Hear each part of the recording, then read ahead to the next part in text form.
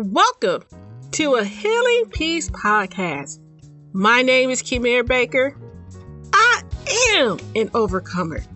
I am very passionate about helping others to achieve an abundant life fueled by spiritual principles and emotional balance. In this podcast series, we delve into spiritual self-care. Yes, we will explore exercising our minds and bodies, but more importantly, we will discuss strengthening our inner being, embracing God's love, and being filled by the fullness of God. As you take this journey with us, we want to inspire possessing your authentic selves and happiness.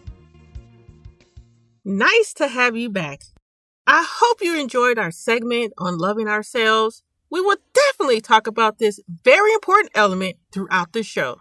Until then, we press forward. For some, this has been an unprecedented season. Yes, ladies, we have gone through it. Despite the chaos, I know that God has showed up and showed out in my life. There were several areas of my life where His presence, being full of grace, assisted me in climbing over my hurdles. Last year, I interviewed a friend who shared how God also provided her with grace to overcome a very challenging time in her life. The items that she shared remains true for any season of our lives. Any season that requires God's grace and care over our spirits. Take a moment to listen to segments from podcast number 68, A New You, episode 30, Grace Over Fear, as she shares her story. One of the main reasons why I wanted Patty to join our show is that in 2019, she did have a lot on her plate. And I wanted her to give us an opportunity to share what she learned in that journey. So can you give us a little bit more background information of why 2019 was your toughest year yet? Yeah, I've gotten to the point where I love sharing about it because I think it gives glory to God more than anything. What happened was about 4 years ago, we knew our youngest son had walked away from God. He wasn't doing well. He was in college and he wasn't living with us. And we knew he wasn't doing great, but we didn't realize just how bad until one of his friends called us. And actually, it was while our son was on an airplane coming to visit us. We were having a family vacation together in Colorado. And this friend of his called actually my other son and told us that our younger son was using heroin. Mm-hmm. And I never in a million years thought I would have a child who used heroin that struggled to that degree. And I know that was naive on my part, but we had raised our children in the church. We had family devotionals. We took vacations together. We had dinner together pretty much every night. All of that kind of stuff. My husband would read the Bible with them every morning before school. All these things. And you just think if you just put the right things in, your kid, it's like you're going to inoculate your kids against sin. And it just doesn't work that way. Right. And I had so much trouble wrapping my brain around that. So when he got there, of course, we had a family intervention. We talked him into going into rehab and all that. So within days, we had him in rehab and we thought, okay, maybe this will be the end of it. But again, that was naive on my part. An opiate addiction is just one of the hardest things for people to overcome. And how it began was during college, my son played rugby. And I think if certain people, they're wired to respond to opiates, I think it's almost like they can take it once and something switches over. They just love it. And it never occurred to me that my son would love him the way he did, but he had rugby injuries and they gave him opiates for that. And he loved the opiates and he got addicted. And what eventually happened, it got so expensive. A friend told him that, oh, you can take heroin and be high. It's for $10 for several days. And he got started on heroin. And he thinks now maybe he had surgery his senior year of high school and they put him on opiates. And he thinks maybe even his behavior changed then. I don't know. We had just talked about that recently. I'd always tied it back to the rugby injuries, but so he got hooked on heroin and somehow he still made it through college and got his degree and all that. But in the process, he was probably after rehab clean, I don't know, maybe a couple of months, but I don't think he truly dealt with the deep issues that caused his addiction until much later. And as a mom's perspective, what was so hard for me is just all the fears this led to. And being an addict puts you in touch with a very dark, dangerous side of the world that I had no experience with. To date, since Grant became a heroin addict, he's had 10 friends or acquaintances die. Another one has died. Even you heard me share this before, Kamir, just within the last couple of months. At the time, my son was living in another city. Every time I saw on my phone that someone was calling from that city, I mean, my heart would skip a beat. I would think, I'm getting the call. Grant's died. Something's happened here. And what happened is all these kids were dying either through ODing or suicide or even murder because of a drug deal that went bad. For him to lose, the most recent one was his best friend from college died from complications. It wasn't ODing, but complications from heroin use. And I learned at that point, I'm so grateful. I was open with other Christian women. This could have been really embarrassing, but when you get really desperate, you just don't care. And I was in a meeting of church leaders from all over the world. I mean, some of them I knew pretty well, not so much some of them. There were women from Africa who lead large churches over there that's meeting from the very first time. And someone asked us all, just as an icebreaker, I'm not sure they even expect us to open up this much, but I was feeling desperate. And I was at these meetings. I didn't care what was going on during the meetings. I was just afraid my son was going to die. He had a heroin addiction and he was going to die. And someone asked, so how's everyone doing in their faith? And I thought, well, I'll just tell you. And I tried not to take up all the time or verbally just barf all over the group. But I told him my son had an addiction and I'm just feeling fearful all the time that he's going to die. And a really good friend of mine, we hadn't talked that week, but in her time with God that week, she'd been reading this book, this devotional book. And in the book, she had read about we have to trust that no matter what happens, God will give us the grace we need in that moment. And that turned my life around. Because this friend and I had even talked before, what we would try to do in the past was you keep praying about something, pray about the worst case scenario ever, and pray about that till you're okay with it. Something is this, I know it sounds dumb, but when something is this awful, you're just never going to be okay with it until God blesses with you in the moment with the grace you're going to need. I mean, I was never going to be able to work through it and get to the point where I was going to be okay with my son dying. Right. I really was. I thought, okay, I'd kind of had this idea. There's a quote by C.S. Lewis, and I don't have it in front of me. I'm probably going to slaughter it, but it's something along the lines of, we don't worry if fear that God wants what's best for us. We just fear how painful that best is going to be. And that's been my faith issue my entire life. This was so helpful to realize, okay, quit it. I got to stop thinking, well, what if he dies? What if he can't take care of himself? What if he ends up living under a bridge? Whatever. I had to just quit it and trust God and live in the moment. Because one of my faith issues had always been, well, God didn't promise me that certain things aren't going to happen. He doesn't promise me my son couldn't die.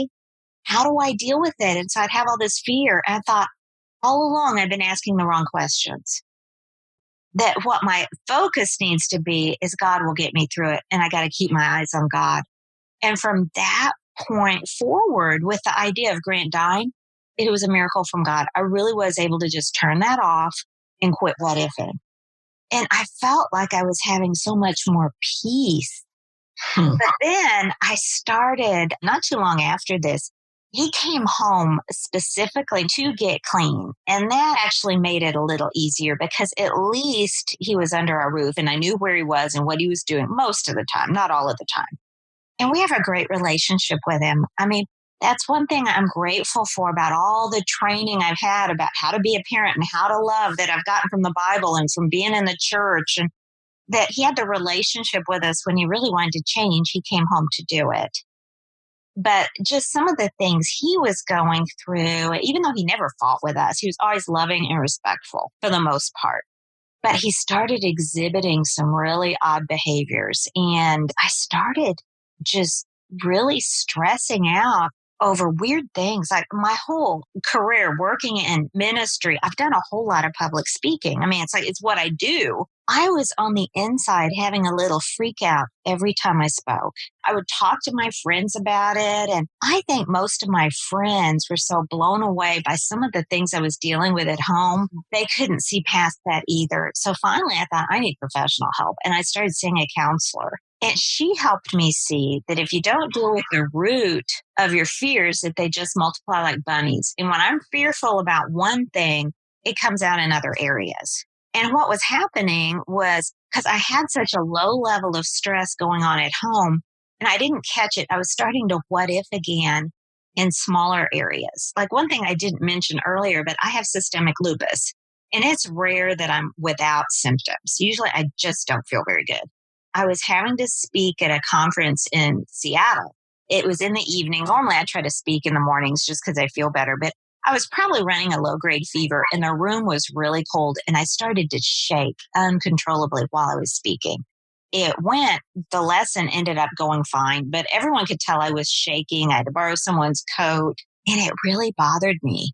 And the counselor helped me see that's what started it all. I started thinking before I was speaking at something, what if I get up there? I'm too sick to do this. Maybe I'm just getting too old to do this. What if I do that again and start shaking in front of 1,000 people and there's not a coat I can borrow? What if I get up there and start shaking so bad I can't even talk?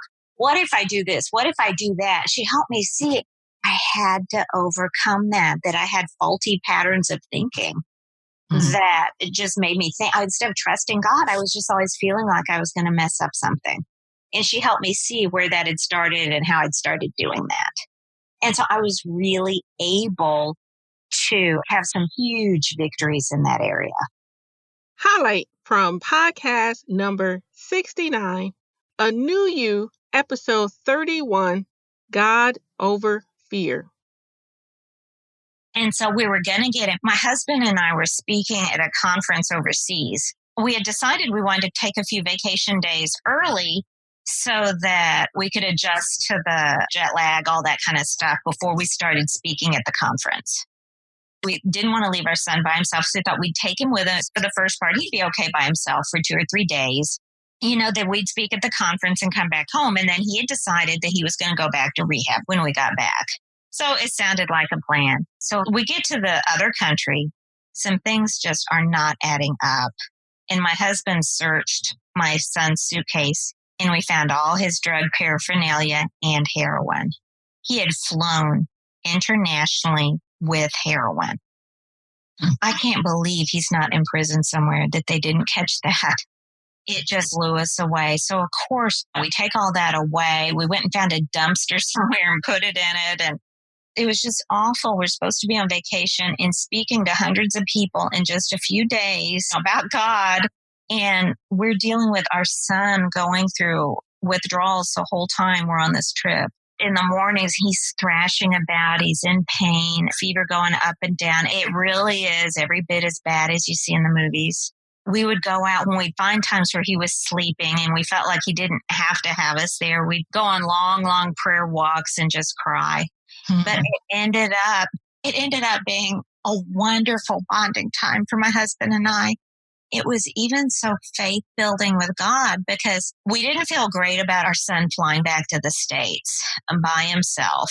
But this is what was planned. We couldn't get his flight changed. We knew he'd be in a vulnerable state, but we're thinking, well, at least he's clean. He's going to rehab in a few days. And God got us through the conference. It went fantastic. Even given all the low level stress we had going on behind the scenes, I mean, we were very open about our son's heroin addiction. What we didn't want to get into was just, okay, he was going through withdrawals all the last few days while we've been here.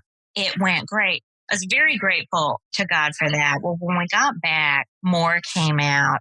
what happened? He picked us up from the airport. We knew something was wrong. He'd relapsed when he came back. And what happened, and this was the thing that rocked my world and made this the hardest thing I've ever gone through in my faith, was all along I prayed. Heroin can be difficult to get at times. An addict will always know how to get it, but sometimes for various reasons, there are dealers arrested, whatever, an addict can have trouble finding it and have to develop new connections. So I prayed, God, okay, I know you don't take away free will, but please, if he wants to use, please just remove his ability to get it. Please make it where he just can't find it. What came out later, and we didn't know this at the time, was that when he first came home to get clean, he would be out in the front yard, and he developed a smoking habit when he was in rehab. And I wasn't thrilled about that either, but you pick your battles. And so he'd be out in the front yard. He knew not to smoke in the house. And sometimes he'd be smoking a cigarette. Well, a kid across the street came over and would talk to him, a college-aged kid. And I thought, oh, that's awesome. He's making a friend. I thought, well, let's have the whole family over for dinner. We'll reach out to him. And there was always some reason why they couldn't come. And we live in a decent middle-class subdivision. Well, what we finally learned was this kid across the street was a heroin dealer. And after I had prayed all this, God, just make it where he can't get it, heroin had been brought to our doorstep. And this isn't right, and I'll get to that in a minute, but I felt so betrayed by God. And then what rocked my faith even more was we knew we're in another country and we're having to fly Grant home to be by himself for a couple of days. He gets back into the States and he finds out that this kid that he'd become friends with, who is his dealer, was going to have to go back to jail and committed suicide. So our son finds that out while he's all alone and at his most vulnerable. So he went on a huge bender. Just did awful. When we realized what was really going on and what had happened, we confronted him, and it was starting to get heated. And he said, he goes, I think maybe I know of a better rehab that I could go to. And I have a list out in the car. I got it from my psychiatrist. I'm like, oh, okay, sure, we can call other ones, whatever you think. He goes out and he just leaves. And he's never done anything that cruel before. I mean, he's just a different person who's using it. I was sure he was trying to commit suicide. And I was supposed to be going to a birthday lunch to celebrate my birthday. And I had to call and cancel because instead my husband and I were driving around trying to find our son because we thought he was trying to commit suicide. These were the worst couple of days of my life. Finally, he came back home wee hours of the morning. He called us beforehand, and it's a long story what was going on, but he finally came back. Of course, we took his car keys. We're just trying to keep him safe until he can go to rehab. They were actually at a shuttle, and they were going to come get him. It was in a different city. It was just horrible. I felt betrayed by God, like the timing on all of this. Why did you let this happen? Why did you move a heroin dealer across the street from us? You knew Grant was coming home to get clean. And why did you do all of these things? Why'd you allow it to unfold like this? And I felt like I was the clay and I was fighting with the creator. I just did not want to go through this. I did not want to be that mom. While he was high that week, he had taken a lighter. You do really weird things when you're high, and he burned off his hair all on one side of his head. He pulled out his eyebrows, all these things. And I felt like when I watched him, and he was just acting awful because then he was going through withdrawals. He's in pain. Worst thing we'd ever gone through, especially in our relationship. Normally, he's sweet to his mama. This was just the worst thing ever. When I saw him walk out to go to the car, to go to rehab, I just thought, this isn't going to work. This is the end of my relationship with him. He's never going to overcome this. He's going to get kicked out of rehab. He's going to end up living under a bridge somewhere, and he will die, and I'm never going to see him again. That was how I felt in the moment. But it was amazing how God got me through it. I mean, Todd and I normally can hold each other's arms up in hard times. God has just blessed us with a marriage like that. But we were both hurting so bad, we couldn't even help each other. And I went to go see a friend, and I'm so grateful I did. Someone else in the church, and yeah, I know we're supposed to be leading the church, but I told her everything. And she cried with me, and she helped me remember. I was mad at God. I could never consciously remember being mad at God before. Like, why'd you let the heroin dealer live across the street? Why'd you put him there? And she reminded me this was not from God. She reminded me of James chapter 1, where it talks about God doesn't tempt anyone and he can't be tempted, that this was not from God, but that God gets us through it. And that really helped. I just needed to remember, okay, there's something here. God will help me. I started to feel better. I got an appointment, of course, with my counselor. I talked to her, and she's like, you got to remember, God has the bigger picture. And it wasn't just that he'd relapsed. It was more all the lies and betrayal that went along with that. It's amazing what God has taught us since. Even that day, I remember the counselor saying, sometimes I don't even know what I'm feeling. And she's like, you probably even feel stupid. I thought, yes, bingo. That's exactly what I feel.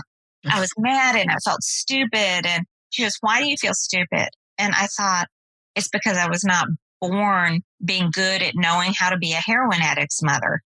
Mm-hmm. I thought that's so ridiculous. Right. Who was good at that? Right. Who raised their hands to be trained in that area? Yeah. And it's like we were drug testing and we knew a psychiatrist was drug testing. We thought we knew all the tricks. There was some new ones we did not know about that enabled him to pass those drug tests when he was not clean. But now I can see God was molding us. I mean, my son, they're on blackout. That means they can't talk on the phone or have any outside contact the first week they're in rehab. But he kept having his counselor call us and tell us how sorry he was. And he got special permission to call me on my birthday, which I thought was so sweet. And just apologize again. And by then I felt like I'd worked through things. And I'm so grateful I have such a great biblical counselor. She was hard on me in a good way. She's like, you got to forgive every single bit of this because he's going to need you when he's done. And it's been so true. And I feel like I really have. If things hadn't been so awful and gotten so bad, we never would have kicked him out of the house. And he needed to get out of the house and go back to rehab. I think in some ways it was hurting his self-esteem so much he felt stuck. That was making him wanting to use even more. That here he is in his 20s and living with his parents. He was embarrassed and ashamed of that. We had to tell him you can't live at home anymore. In rehab, you're going to have to figure out what to do with yourself. We got a lot of advice on how to do that through the rehab, through the counseling there. He's doing probably the best I've ever seen him do spiritually. His whole life, whenever something's been hard, we're like, pray about it. And he goes, Mom, I finally feel like I understand that now. Mm-hmm. And I do it out of love for God. And I'm not just doing it because you tell me to. He's gotten out of rehab now. He's been living in a sober home. It's going fantastic. He's acting more normal, looks normal. He has been working odd jobs to make ends meet since he's been out. But just today, he's starting a career type job. He called us before on his way to work just this morning to pray with us about it. He's just really making progress. But I see God had to teach me so many lessons about trusting him, even when everything looks dark and horrible. Trusting and loving my son unconditionally. And I'm grateful for lessons God's teaching us at things that I'm ashamed to say this, but I will look down on before. And now I just have nothing but compassion. Sure.